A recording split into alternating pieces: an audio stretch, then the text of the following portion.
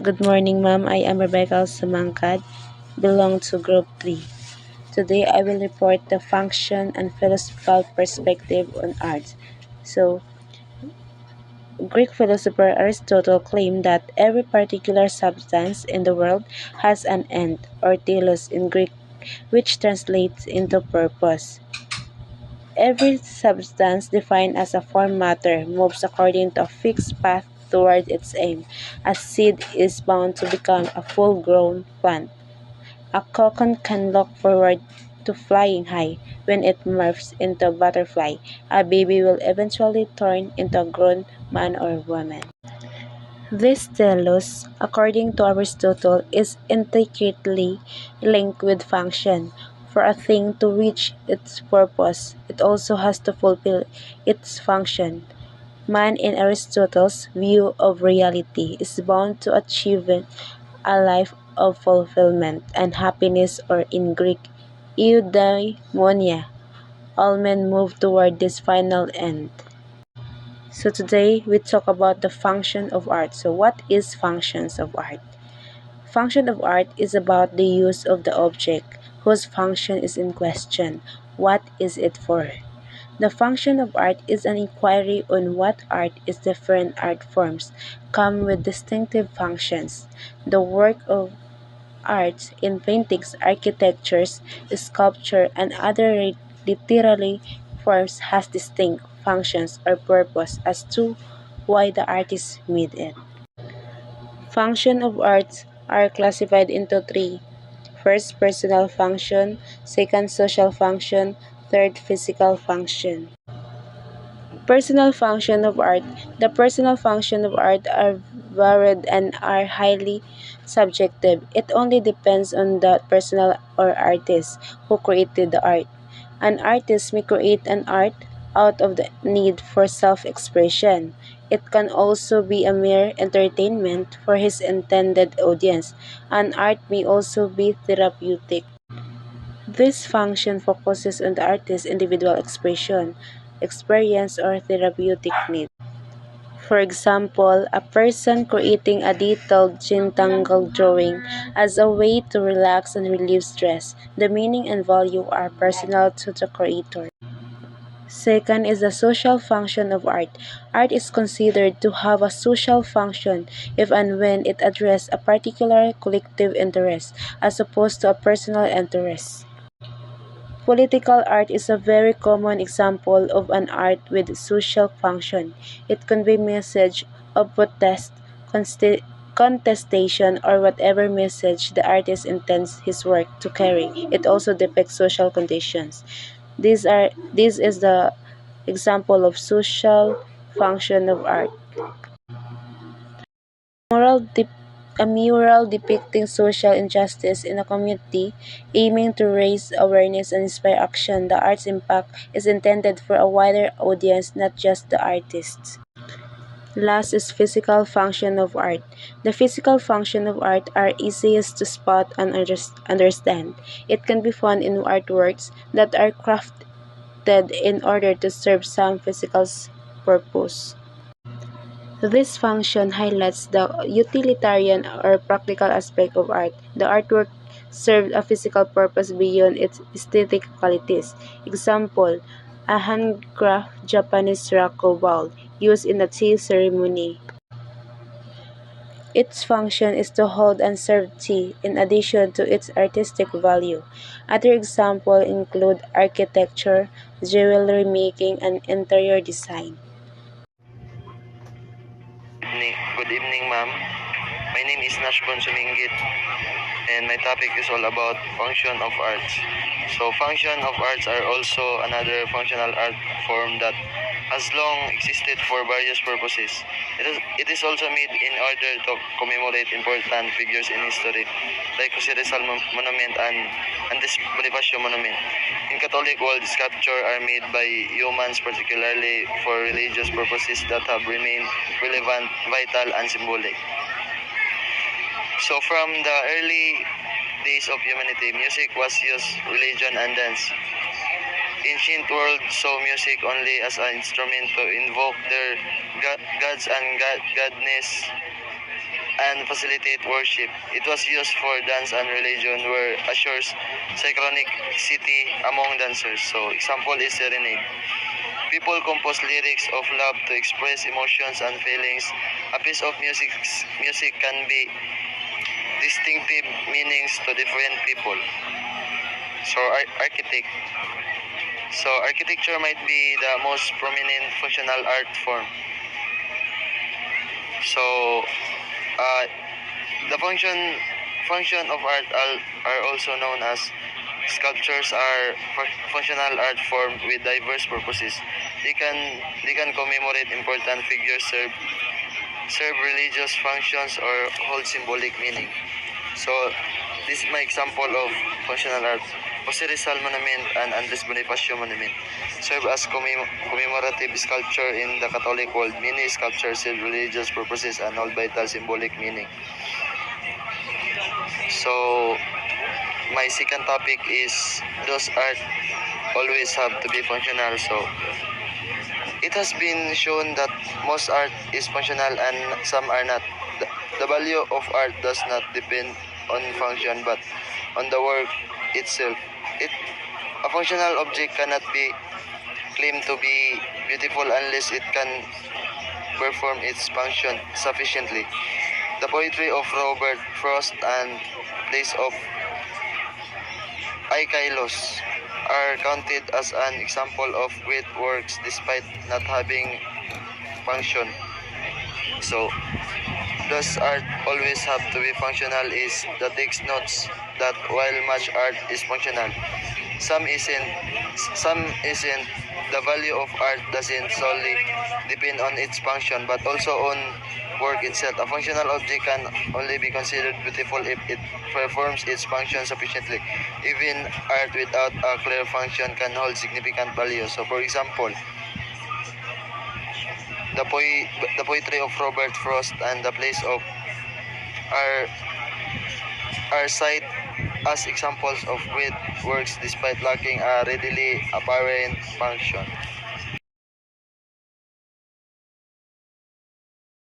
Hello everyone, I'm Saturdin D. Dungaton. So now I present philosophical perspective on art. So, art as an imitation. So, according to Plato 2000, in his masterpiece, The Republic, his view of reality or metaphysics is that things in this world are only copies of the original. The true entities and internal beings that only be found in the world of form. Example, allegory of the cave, shadows in the cave, the concept between nature of belief versus knowledge because of the light source inside. One realize the shadows of object and reflection of men are fake. Plato philosophical perspective, art as an imitation. Plato believed that the physical world is merely a shadow or imperfect copy of higher realm of perfect forms. Art for Plato is a further imitation, a copy of a copy, and therefore distance from true reality. This makes art in his view potentially misleading and less valuable than philosophical inquiry aimed at understanding the forms. Example, allegory of the cave. So, as I said in earlier, this famous allegory illustrates Plato's concept. People chained in a cave only see shadows project on the wall, believing these shadows to be reality. When one escapes, they see the true forms and the realized shadows were merely imitation. Art for Plato is like those shadows, fulfill reflection of the true forms. So, sample again is the table is not a real table. It is only the perfect copy of the perfect chair. Plato concludes that artists reinforce the belief in copies and demoralize to reach the real entities in the world forms. So, the table of physical table is not true table in Plato's sense. It's an imperfect copy the perfect form of table, which exists only in the world of forms. A painting of the table is then a copy of a copy, even further removed from the true form. And next is the art as representation. Aristotle's most important student in philosophy. Aristotle considered art as an aid to philosophy in revealing truth. Art as a form of imitation and does not antithetical to the reaching fundamental truths in the world. Tragedies of Aristotle 1902. In the Poetics claim that poetry is a literary representation in general. Art as a representation. Other art forms like Aken poetry admits the attempt to represent what things might be. According to Aristotle 902, all kinds of art, including music, dance, painting, sculpture, and poetry, do not aim to represent reality as it is. Plato taught that art is an imitation of another imitation. Aristotle conceived of art as representing viable version of reality. So it means that art as representation, Aristotle made the student disagreed with his teacher assessment of art. He saw art not as a mere imitation but as representation of reality, capable of revealing truths and providing valuable insight. Art for Aristotle doesn't aim to perfectly mirror reality but to present viable version of it, potentially offering a deeper understanding of human experience and emotions. Example of this is Aristotle Poetics. In his work, Poetics, Aristotle argues that poetry, and by extension other art forms, is a form of a representation, not simply imitation. It doesn't aim for literal accuracy but for truthful representation of human emotions and experience. Another example is various art forms. Aristotle view encompasses various art forms including music, dance, painting, and sculpture. Each in its own way represents aspect of reality, offering unique perspective and insight. A painting might not perfectly capture a scene, but it can be convey a sense of moment or feeling. In short, Plato saw art as a fluid copy of a copy removed from true reality, while Aristotle saw art valuable tool for representing and understanding the world, even if not in strictly literally. So, as what I said, that in Bisaya, Plato, pagtanaw niya sa art is copy o pa-copy na siya. So, wala siya nagkakuan sa reality, true reality. While Aristotle, yung pagtanaw sa art is valuable, means na-value and represent siya sa yun sa nimo pag-understand sa kalibutan. So, that's all.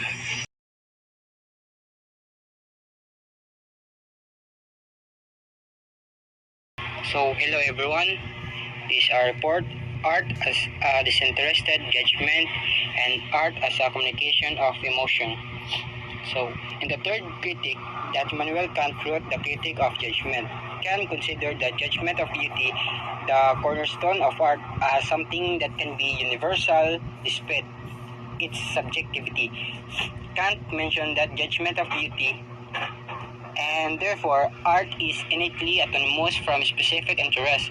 It is the form of art that is adjudged by one who perceives art to be beautiful or more so sublime. Therefore, even aesthetic judgment for Kant is a cognitive activity.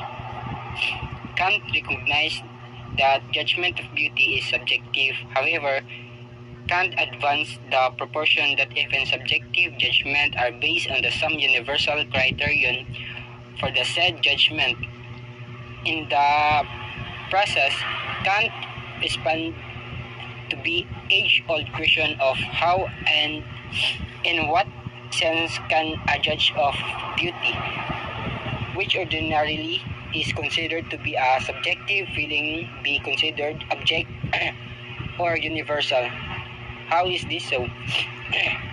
For Kant, when one judges a particular painting as beautiful, one in effect as is saying that the said painting has induced a particular feeling of satisfaction from him, and that he expects the painting to rouse the same feeling from anyone. There is something in the work of art that make it capable of inciting the same feeling of pleasure and satisfaction from any one perceiver, regardless of his condition. For Kant, every human being, after perception and the free play of his faculties, should recognize the beauty that is inherent in work of art. This is the kind of universality that a judgment of beauty is assumed by Kant to have. So when the same person say that something is beautiful, he does not just believe that the thing is beautiful for him, but in a sense expect that the same thing should put everyone in view. So, kwan daw, sa libro ni Immanuel Kant nga Critic of Judgment, iyang gingon nga ang pagtan-aw sa kanyag o judgment of beauty kay subjective o based sa personal nga pagbati. Pero para kaniya, bisan pa ang personal ang pagbati, ang kanyag pwede gyapon mahimong pangkahalahatan or universal. Kung makita ang usa ka tawo og usa ka butang nga maanyag, ma-feel niya nga nindot kini og mura naga-expect siya nga ang uban pod nga tawo ma-feel ang parehas adunay usa ka butang sa maong buhat nga makapukaw o kalipay bisan kinsa nga mutan-aw niini maski unsa pa iyang kahimtang. Para kang Kant, kung moingon ka nga ang usa ka butang kay maanyag, dili lang para niya nimo kini nindot, pero murag para sa tanan. Iyang pasabot nga ang kanyag sa usa ka butang kay masabtan og ma-feel sa tanan nga magtan-aw niini. So, and then next is art as a communication of emotion. The author of War and Peace and Anna Karenina, Leo Tolstoy, provide another perspective on what art is. In his book, What is Art? In year 2016, Tolstoy defended the production of the sometimes truly extravagant art like operas despite extreme poverty in the world. For him, art play a huge role in communication to each audience. Emotion that the artist previously experienced, art then serve as a language of communication device that articulate feelings and emotion that are otherwise unavailable to the audience. In the same way that language communicate information to another people, art communicate emotion and in listening to music, in watching an opera and reading poem. The audience is at the receiving end of the artist communicating his feelings and emotion. Tolstoy is fighting for the social dimension of art as a purveyor of man's innermost feelings, and though art is given a unique opportunities to serve as a mechanism for social unity, art is central to man's existence because it makes accessible feelings and emotion of people from the past and present, from one continent to another. in making this possibly latent feeling and emotion accessible to anyone in varied time and location. Art serve as mechanism of cohesion for everyone, thus even at present. One can common with early Cambodian and their struggle by visiting the Angkor Wat, or can definitely feel for the early royalties of different Korean dynasties by watching Korean dramas. Art is what allow for these possibilities. So, one, si Leo Tolstoy nga nagsulat sa War and Peace ug Anna Karenina, nagingon nga ang arte usa ka paagi sa pagbasa sa emosyon. Sa iyang libro nga What is Art 2016, gi-explain niya nga bisan pa nay kapoblehon sa kalibutan, importante gyapon ang arte, bisan pa ang mga opera nga mahal. Para kaniya, ang arte samara sa sinultihan gamit ang arte. Maipasa sa artist ang iyang mga pagbati o emosyon ngadto sa mga tao pananglitan. Kung maminaw ka og musika, mubasa ka og balak, or motan-aw og opera, ang artist murag nagaistorya sa iyang gibati gamit ang arte. Ang audience mao ang mudawat sa maong emosyon o mensahe. So, si Tolstoy nagtuo nga ang arte makatabang sa pag-iusa sa mga tao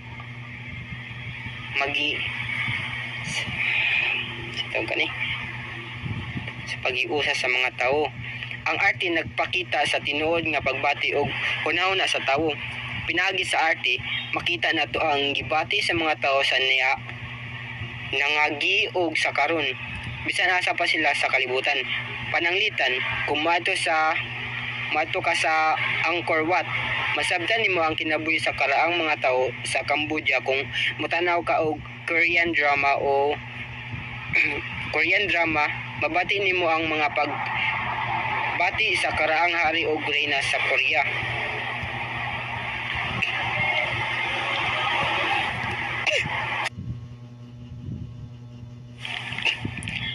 So, art has remained relevant in our daily life because most of it has played some form of function for man. Since the dawn of civilization, art has been at the forefront of giving color to man's existence.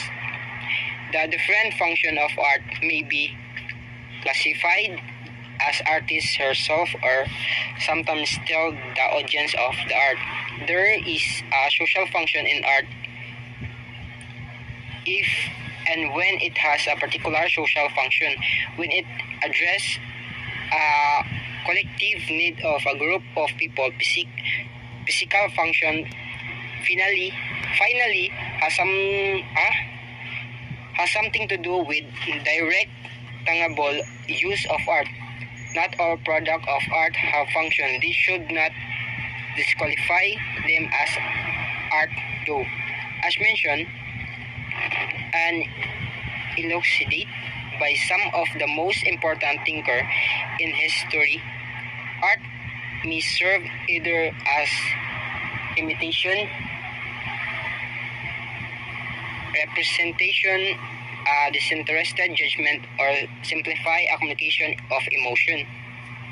So, ang ingon, ang arte importante sa kinabuhi kay naghatag kini og kahulugan sa atong pag-exist.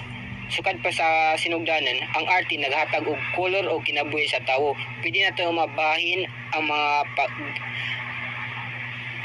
ang gamit sa arte sa tulo. Like, personal. Kung ang gamit sa arte nagdepende sa artist o sa mga tao nga nagtanaw. Kay social.